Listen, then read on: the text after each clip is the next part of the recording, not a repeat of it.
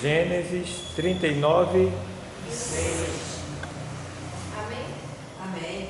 E diz assim: E deixou tudo o que tinha na mão de José, de maneira que nada sabia do que estava com ele, a não ser o pão que comia. E José era formoso de aparência e formoso à vista.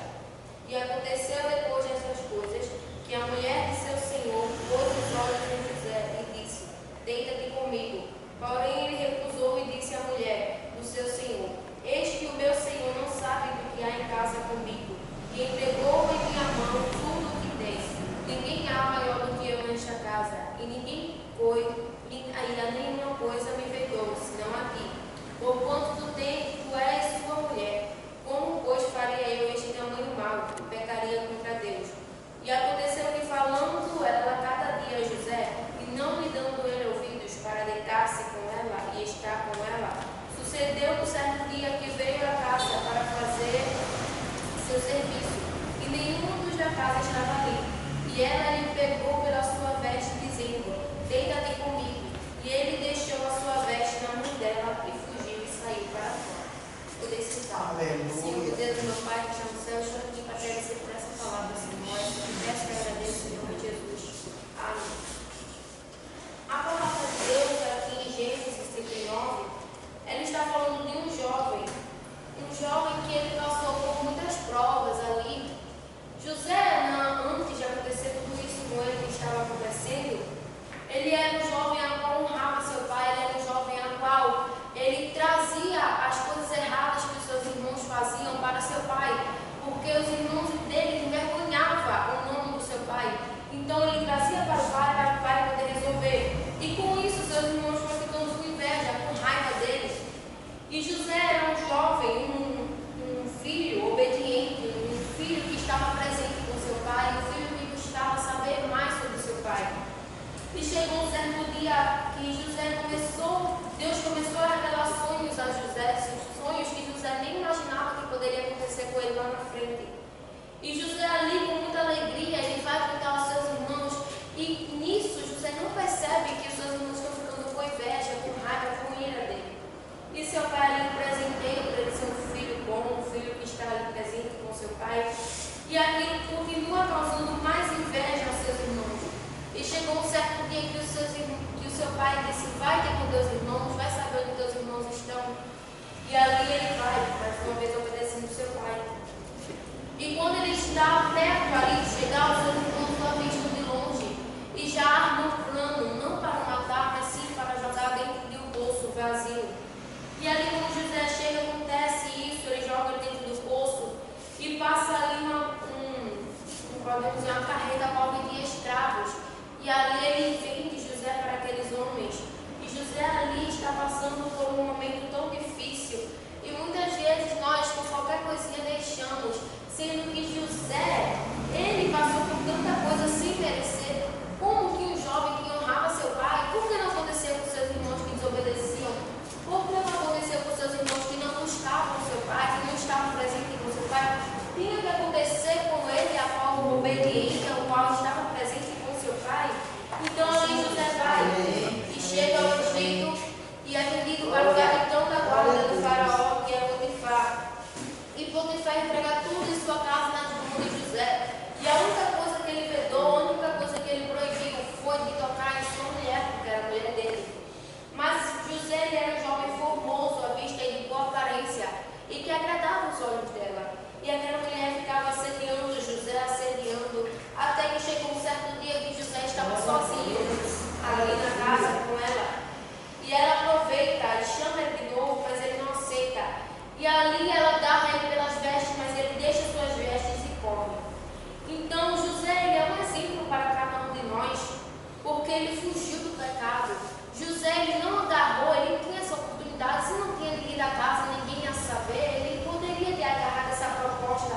Mas ele foi um jovem a qual, mesmo passando por tanta prova, ele ainda tinha Deus em seu coração, ele ainda confiava em Deus, ele ainda temia Deus. Não é à toa que ele dizia: pecaria eu contra Deus? Então ele ainda lembrava do Deus do seu pai, mesmo no Egito.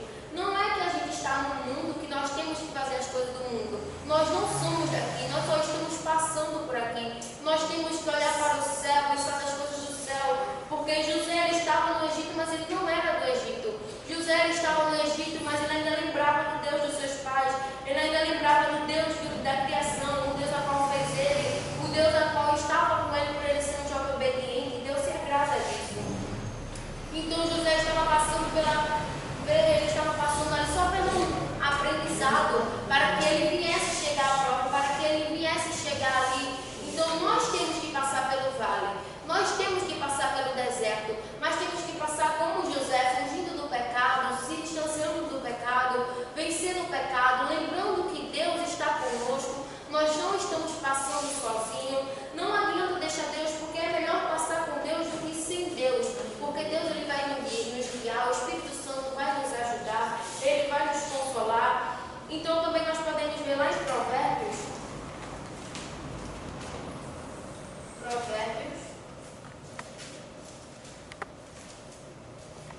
o 6 e o 25, e diz assim: não cobices no teu coração a sua formosura, nem te prenda com os seus olhos. Aqui Salomão está falando de uma mulher, a qual era uma mulher adúltera, a qual o seu marido saía ali para trabalhar, para trazer o pão, e ela saía para se prostituir.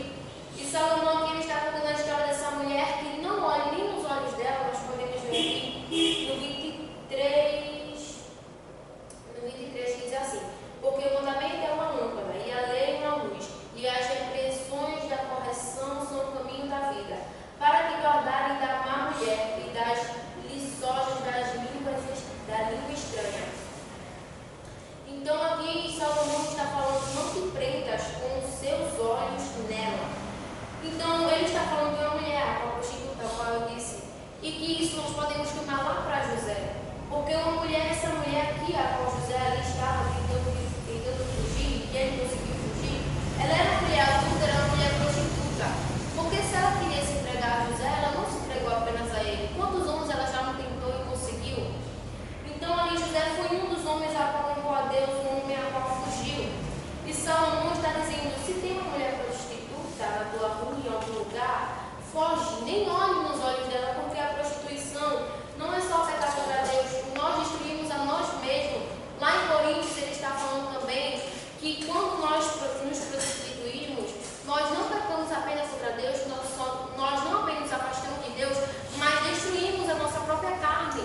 Então, não só a prostituição, tem vários outros pecados que a gente toma como pecado de estimação, pecado que não tem nada a ver, é só uma botiquinha, é só um roupinho que ninguém vai ver, é só isso, é só aquilo, mas Deus está vendo, Deus está contemplando. Imagine se José se deita com essa mulher, como seria o futuro dele? Como seria o que ia acontecer com aquele jovem? Ele poderia morrer, mas José ainda foi preso por Potifar, porque ali ele acreditou em sua mulher, e passou ali por provas e provas, mas chegou um dia que Deus honrou. Deus honra aquele que o honra.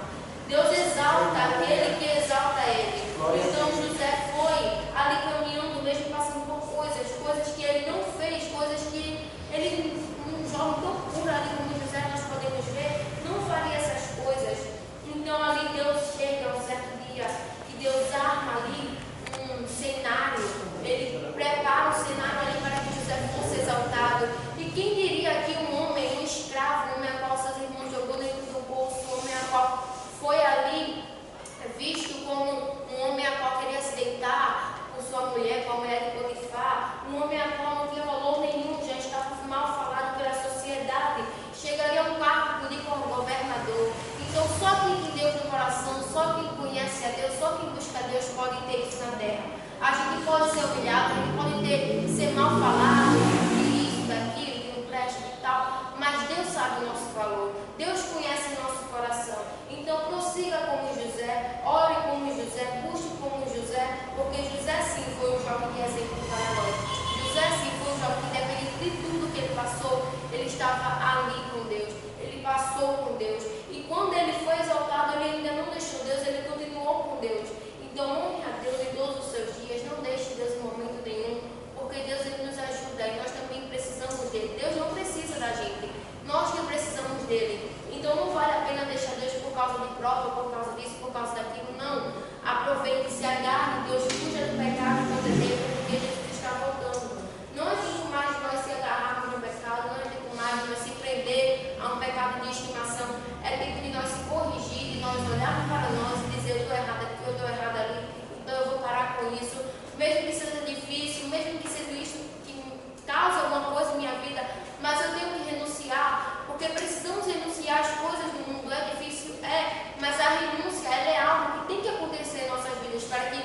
Espírito Santo ele venha se mover em nós e nós poder subir no céu quando Jesus voltar. Então a renúncia é algo que todos os cristãos devem ter. Renúncia da mentira, renúncia do roubo, renúncia da prostituição, renúncia da adultério, renúncia de tudo. Devemos ter essa renúncia. Porque sem renúncia nós não vamos subir. Sem renúncia nós não vamos ter o poder de curar, o poder de operar milagres.